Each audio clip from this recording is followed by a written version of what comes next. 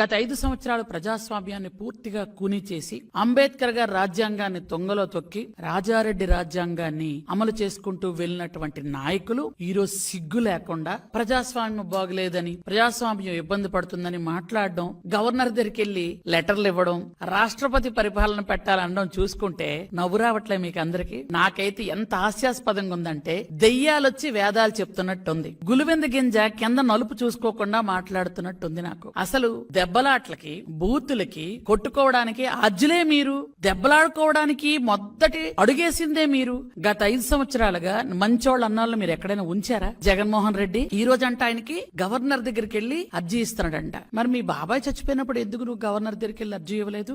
రాష్ట్రపతి పరిపాలన పెట్టాలట. గత 5 సంవత్సరాలు ప్రతి రోజు రాష్ట్రపతి పరిపాలన పెట్టాల్సిన టైమేనే, మరి ఎందుకు ఆ రోజు అడగలేదు?